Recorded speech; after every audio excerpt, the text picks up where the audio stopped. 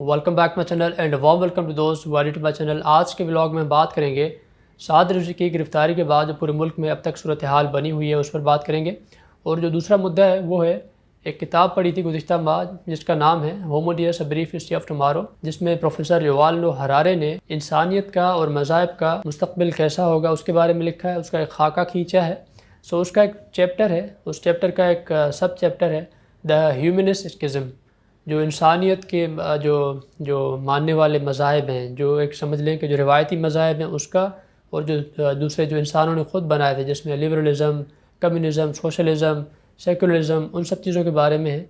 सो वो चीज़ें यहाँ आज थोड़ी आपके साथ शेयर करनी है। लेकिन उससे पहले जो मज़ाहिब वाली बात है वो यहाँ पर मैं TLP के पस मंज़र में यहाँ बात करूँगा, फिर उसका जो दूसरा हिस्सा है वो उस पर बात करेंगे।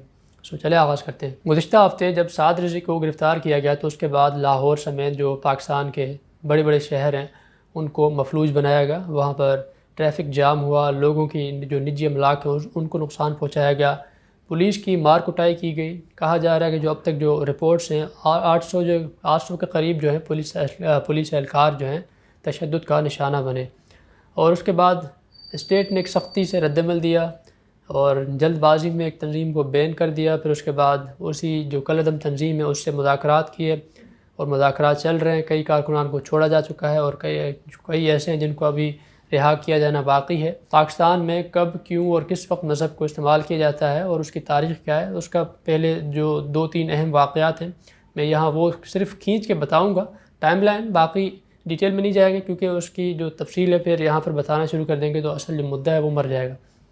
सबसे पहले 1953 में सिलसिला शुरू हुआ जब एक वज़ीर थे, अक़लियती बिरादरी से ताल्लुक़ रखने वाले थे, जिसके ख़िलाफ़ ये प्रोपेगंडा हुआ, वावेला मचाया गया, उसको वज़ारत से हाथ धोना पड़ा। सो उसमें जो जस्टिस मुनीर की कमीशन है वो मंजर आम पर आई। उसके बाद जो अगला निशाना बने थे वो थे भुट्टो, जो एक सोशलिस्ट सेकुलर थे, जिसको निशाना बनाया गया 1977 में। 9 सितारा एक तंजीम थी जिसमें 9 मजहबी जमातें शामिल थी जिन्होंने उसके ख़िलाफ़ मज़हब का खूब इस्तेमाल किया और इस्तेमाल कराने वालों ने किया। मजहबी जो क़ुव्वतें हैं वो हमेशा से इस्तेमाल होती आ रही हैं और उन सब से जो ज़्यादा नुकसान होता है वो होता है आम इंसान का, गरीब इंसान का। जो मफलूज होता है, मफलूकुल हाल होता है, जो गरीब होता है, जिसका कोई वाली वारिस नहीं होता, तो ये मजहबी जो जमातें हैं उसको कैश कराती हैं। सो उनको अपने मकासद के लिए इस्तेमाल करती हैं। सो उन पर इन्वेस्ट करती हैं, रियासत नहीं करती, तो ये मज़ाहबी जो मजहबी तंजीम है फिर वो इन्वेस्ट करके लोगों को यरगमाल बनाए रखती है। ताज़ा जो मुहिम चल रही है, ये सिलसिला जो है सलमान तासीर के कत्ल के बाद शुरू हुआ है। फिर 2017 में इसने ज़ोर पकड़ा है। TLP जो तंजीम जो अब उभर कर सामने आई है, उसके बाद जो सिनारियो है वो आपके सामने है। कैसे इसको सपोर्ट किया गया, कैसे इसको बढ़ाया गया। जो एक कोई सियासी क़ुव्वत नहीं रखती थी उसको 22 लाख से ज़्यादा वोट पड़े। और बाकी का किस्सा है वो आप पढ़ना चाहें तो, समझना चाहें तो आप पढ़ सकते हैं, और समझना भी चाहें तो फिर आपकी मर्ज़ी है कि आप सवाल उठाएं ना उठाएं। सो ये आप पर मुनहसर है। सो अभी जो सूरत हाल है दुनिया में कहीं भी कुछ भी हो जाए तो हमारा सबसे पहले रद्दमल होता है कि अपने ही हम मज़हब भाइयों की गाड़ियों को नुकसान पहुँचाओ, उनकी निजी अमलाक को नुकसान पहुँचाओ, उनकी मार कुटाई करो, उनकी धुलाई करो, उनके लिए अजाब जो एक अज़ियतें पैदा करो, सड़कें ब्लॉक करो, शहर बंद करो, क्योंकि हम समझते हैं कि सबसे इस्लाम का अहम फरीज़ा है। ये हमारी जो गलत फहमियाँ हैं ना ये हैं जिसकी वजह से इस्लाम बदनाम होता है। हमारे जो सख्त रद्दमल होता है उसकी वजह से इस्लाम बदनाम होता है। एक शरपसंद हैं जो है अनासर हैं, जो ऐसी क़ुव्वतें हैं जो दूसरे ममालिक में ऐसी हरकतें करते हैं कि दूसरे इंसानों के जज्बात को मजरूह करते हैं। उनके मज़ाहिब की जो मुक़द्दस हस्तियाँ हैं उनकी तौहीन करके उनके जज्बात को मजरूह करते हैं। सो उस पर एक रद्दमल आना फितरी होता है। लेकिन ये कहाँ की अक्लमंदी है कि अपने ही लोगों को अज़ियत में मुब्तला कर रखो। जब कोई उनसे इख्तिलाफ़ राय रखे कि भाई आपका जो तौर तरीक़ा है ये गलत है, तो उस पर कहा जाता है कि आप जो हैं इस चीज़ को नहीं समझ रहे, आपके दिल में इश्क़ रसूल नहीं है, तो आप आशिक़ रसूल नहीं है, तो कुफ्र के फतवे आ जाते हैं। तो ये पूरी सूरत हाल है। रियासत अब को कैसे उसको टैकल कर रही है वो अब भी सवाल निशान है और लोग चीखते चिल्लाते रहेंगे, क्योंकि हमने आगे भी इसको एज ए टूल यूज़ करना है। ऐसी जमातों को, ऐसे ग्रोहों को अपने अपने ज़ाती मफादात के लिए। अब भी सियासी जमातें जो हैं उससे सबक नहीं सीख रही, जो दूसरी क़ुव्वतें हैं वो भी सबक नहीं सीख रही। जो सियासी जमातें हैं जो इनसे निशाना बनी है, जो माजी में निशाना बनी है, वो भी अब इसको कैश करती हैं, यूटिलाइज़ करती हैं, अपने अपने मकासद के लिए इसको इस्तेमाल करती हैं। सो ये हमारा एक अलमिया है जिस पर جتنا رویا جائے ماتم کیا جائے وہ کم ہے۔ اب جو دوسرا مدعا جس کے بارے میں ہم نے شروع میں بات کی تھی وہ ہے کتاب کے بارے میں۔ اس کا ایک چیپٹر ہے جو سب چیپٹر ہے دا ہیومنسٹ اسکزم کے بارے میں، جس میں روایتی مذاہب اور جو ہیومنسٹ ریلیجنس ہے اس کے بارے میں۔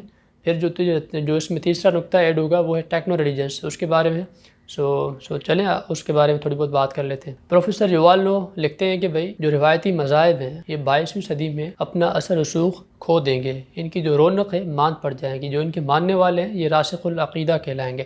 یہ ممکنہ ایک تصویر کشی ہے کہ ہوگا نہیں ہوگا، وہ ایک سوالیہ نشان ہے، لیکن یہ یہاں پر یہ ہے کہ بھائی دنیا کیا سوچ رہی ہے۔ یہ صرف روایتی مذاہب نہیں ہوں گے، جو ہیومنسٹ جسے ریلیجن کہا جاتا تھا، جیسے لبرلزم تھا، سیکولرزم تھا، یا پھر کمیونزم تھا، کیپٹلزم، ایسے جتنے بھی ہیں وہ سب چیزیں ان کے بارے میں لکھا ہے کہ یہ بھی اپنا اثر رسوخ کھو دیں گے۔ کمیونزم اور سوشلزم ان کی جو دھجیاں بکھیری تھیں وہ کیپٹلزم نے کر دی تھی۔ اب جو مقابلہ ہے وہ کیپٹلزم اور لبرلزم کا ہے، ان کے درمیان چل رہا ہے۔ وہ لکھتے ہیں کہ آئندہ آگے چل کر لبرلزم کیپٹلزم پر بھاری پڑ جائے گا۔ نئے مذاہب ہوں گے وہ لیبارٹری سے جنم لیں گے، جو ریسرچ لیبارٹریز ہیں وہ ہوں گے نیو ٹیکنو ریلیجنس، جس کے مختلف جیسے ہمارے ہاں فرقے ہیں روایتی مذاہب کے، تو ان کے بھی فرقے ہوں گے۔ ایک ہوگا ڈیٹا ہیومنزم، ایک ہوگا ٹیکنو ہیومنزم۔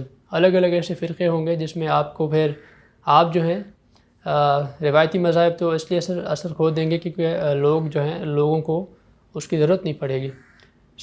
کسی ایسے اس کی جو ایک ریلیف چاہتا ہو یا پھر کوئی ایسا حل ڈھونڈنا چاہتا ہو، اس کو روایتی مذہب میں نہیں ملے گا، کیونکہ روایتی مذہب جو ہے وہ صرف آپ کو اخلاقیات کا درس دیکھیں، وہ آپ کو زندگی کیسے گزارنی ہے اس کے اصول سکھاتے ہیں، اور آپ کو اس کے بعد کا جو ثمر ملنا ہے، اچھا کام کیا ہے تو آخرت کا درس دیتے ہیں کہ آپ اپنی آخرت اچھی کرو۔ تمام تر روایتی مذاہب میں یہ سب چیزیں ملتی جلتی ہیں۔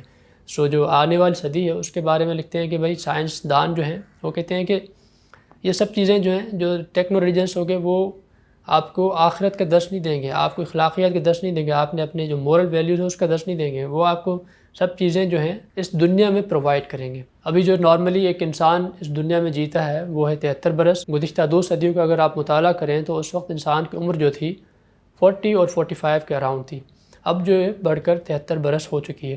اور اب اس میں بھی بڑی تفریق ہے کہ دنیا کے 20 سے زائد ایسے ممالک ہیں جہاں 80 سے ابو جو ہے انسان کے ایک زندہ رہتا ہے، ایک انسان جو زندہ رہتا ہے، اور اس سے 40 سے زیادہ ایسے ممالک ہیں جہاں 75 سال ایک انسان عموماً جیا کرتا ہے۔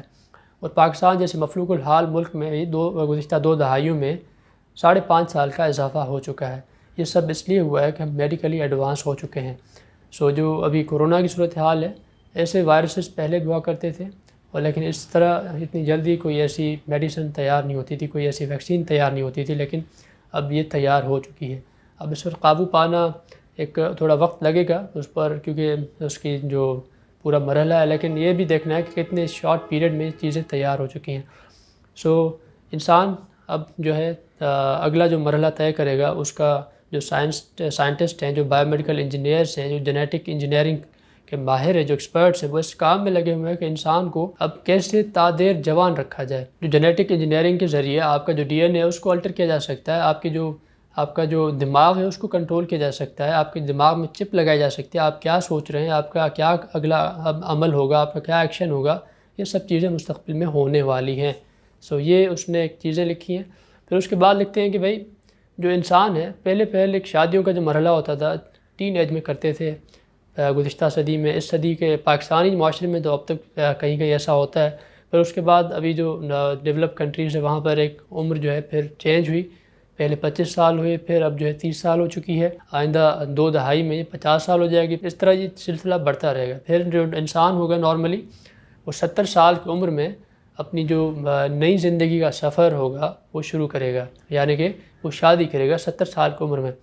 اب 70 سال کی عمر میں نارملی ہم تو ہمارا جو موجودہ سسٹم ہے، جو انسان ہے وہ 70 سال میں بوڑھا ہو چکا ہوتا ہے، لیکن اگلی صدی میں ایسا نہیں ہوگا، کیونکہ چیزیں آپ کی الٹر کی جاتی رہیں گی۔ آپ کو جوان رکھنے کے لیے جو آپ کی جو الٹریشن ہے وہ سلسلہ چلتا رہے گا، آپ کے جو آرگنس ہیں اس کو ریپلیس کیا جاتا رہے گا، کیونکہ سائنس جو ہے وہ کہتی ہے کہ بھئی ڈیتھ جو ہے یہ مینوفیکچرنگ ڈیفیکٹ ہے، مینوفیکچرنگ فالٹ ہے، ہم اس کو دور کر کے رہیں گے، ان کا یہ نسب العین ہے۔ اب یہ سائنس کہتی ہے، اور انسان جو ہے اس میں سب سے متاثر ہوگا۔ یہ بھی لکھا ہے کہ انسان جو ہے سب سے زیادہ متاثر اس لیے ہوگا کیونکہ انسان جو ہے فارغ ہو جائیں گے. جو ابھی جو میجورٹی جو ہم کام کرتے ہیں یہ کام نہیں رہیں گے. سب جو کام ہیں وہ اے آئی کے ذریعے سے ہوں گے, آرٹیفیشیل انٹیلیجنس کے ذریعے سے ہوں گے, اور بڑا بھیانک مستقبل ہوگا اگر آپ نے جو چینج ہے, جو اڈاپٹیبلٹی نہیں سیکھی, اگر آپ چیزوں کو اڈاپٹ نہیں کرتے سو آپ کا اس دنیا میں جینا بیکار ہو جائے گا. سو وہ زمانہ ہوگا ٹیکنو ہیومنزم کا. زیادہ تر کام جو ہے روبوٹس